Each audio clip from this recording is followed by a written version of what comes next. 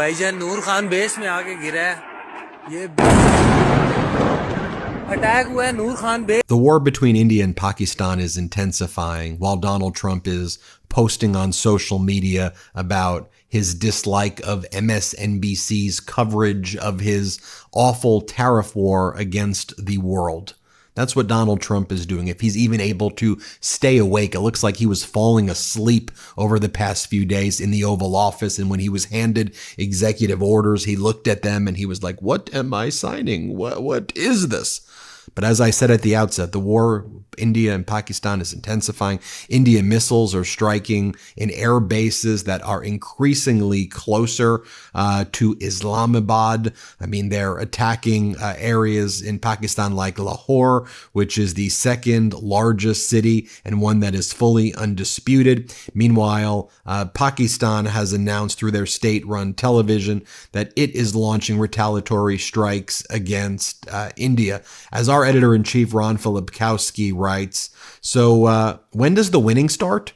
Wars are still raging in Ukraine and Gaza. A new war has broken out with India and Pakistan. We're bombing Yemen. We're losing multiple F-18s over the past month and not getting explanations why we're losing them in the Red Sea.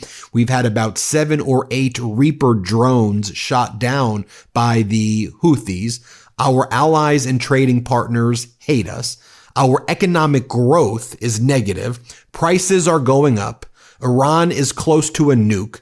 And now you have Stephen Miller and Donald Trump talking about suspending habeas corpus, invoking martial law and not following the Constitution at all if the Supreme Court rules against them. I'll show you that clip in a little bit.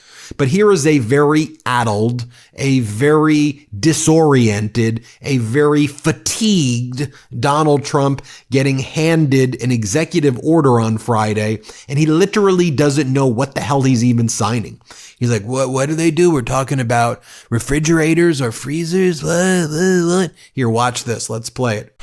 Next, Mr. President, we have House Joint Resolution 24. This is the same basic idea, but this relates to walk-in coolers and freezers and other refrigeration devices.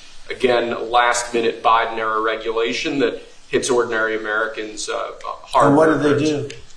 They put increase increase the energy efficiency requirements for walk-in coolers and freezers, and therefore putting an undue burden on businesses across. I mean, the day before, he was sleeping when he was speaking to the United Kingdom Prime Minister Keir Starmer. He was falling asleep. I mean, you don't believe me? I'll show you the tape. Let's play it. Economic security is national security. On national security, we've been absolutely the closest of allies for so many years, keeping the peace. And the only statement that Donald Trump has made about the raging war now by 2 nuclear powers, India and Pakistan, Donald Trump said the other day, oh, they've been fighting for a long time. Maybe this is going on for a long time. And I don't know. Hopefully this ends soon. Hopefully this ends soon. They all went from blaming former President Biden for literally everything and anything to now, as a war rages between 2 nuclear powers, Donald Trump says, well, I hope it just ends soon. Here, play this clip. Do you have any reaction to the attacks between India and Pakistan? No, it's a shame. We just heard about it just as we were walking in the doors of the Oval. Just heard about it. I guess people knew something was going to happen based on a little bit of the past. They've been fighting for a long time. You know, they've been fighting for many, many decades and centuries, actually, if you really think about it. No, I just hope it ends very quickly. Now, as 2 nuclear powers are at war with each other, as war rages, also Ukraine being unlawfully invaded by Russia, Russia rejecting Donald Trump's social media post. Hey, you want to cut it out? Like the 4th time Donald Trump said, I'm going to sanction you, Russia, if you're being naughty. And Russia's like, yeah, we're just going to ignore you, you little weak guy. That's basically what they said. While Ukraine said, we're good, unconditional ceasefire. And Donald Trump's like, both sides are causing me issues right here. There's also a figurative nuclear situation happening with the budget and with the debt ceiling. Debt limit measures could run out by August, Treasury Secretary Scott Bessent says. He says some of the accounting tricks that he's using right now currently are not going to be able to work by August. So that means, as Spencer Akimian explains, this tax bill has to be completed by July the latest. We've gone through 8 weeks and zero progress has been made on that front. I've been showing you already all of these clips from senators, MAGA Republican senators like Ron Johnson from Wisconsin, saying no way are we ever going to pass this. And so as Hakimian notes, China is going to take it real slow in Switzerland this weekend. Time is on China's side, not ours. So does it shock you that there are shock polls now showing that like rural voters, which was kind of Trump's base, only about 40% of rural voters now support Donald Trump as Trump's approval continues to plummet? Because I think we all see it. This shouldn't be political. As Donald Trump lies and claims that there's no inflation, as he lies and claims gas is $1.98, as he lies and claims everybody in America's rich now, he says. We're all doing great, he says.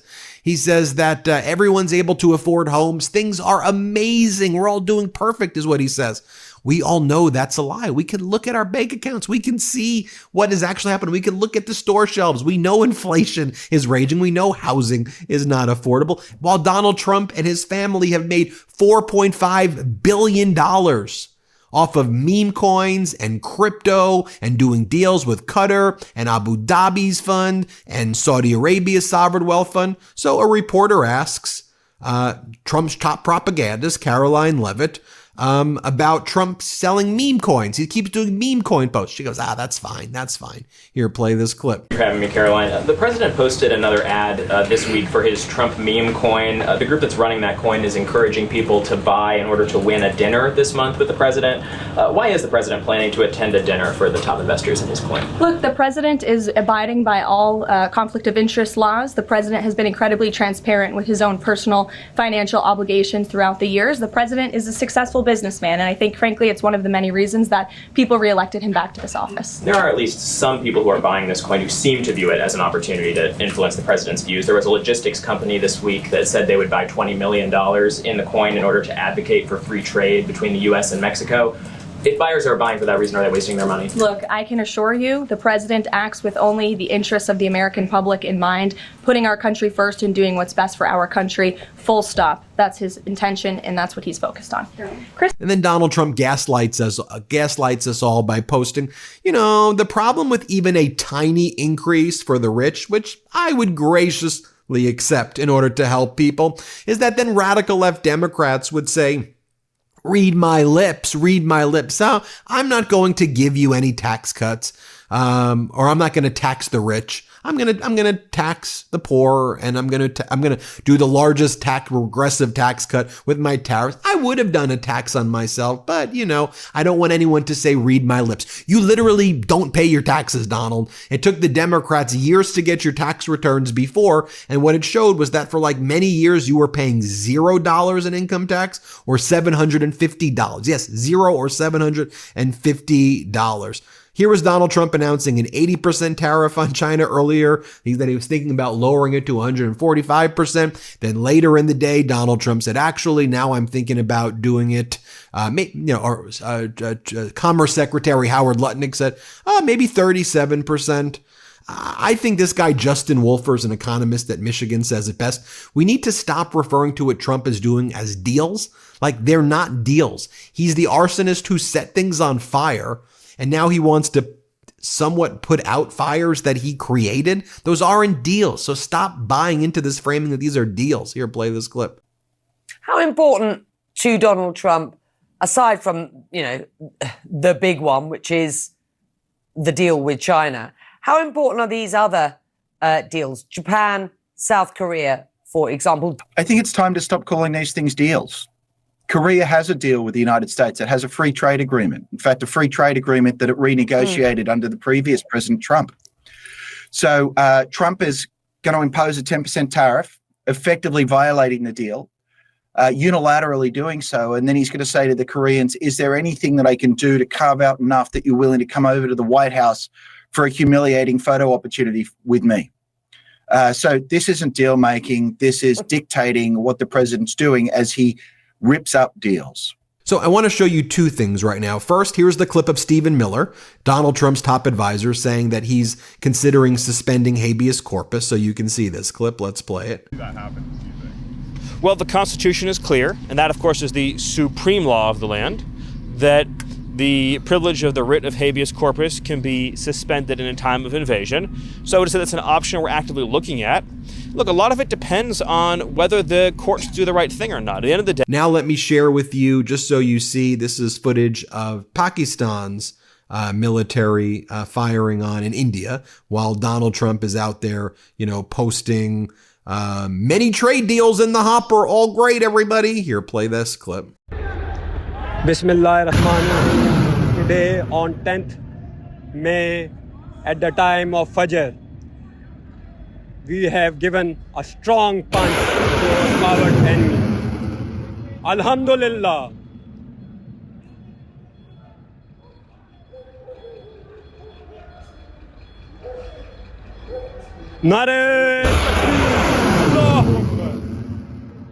And finally, Donald Trump's top propagandist was asked during the press conference as well.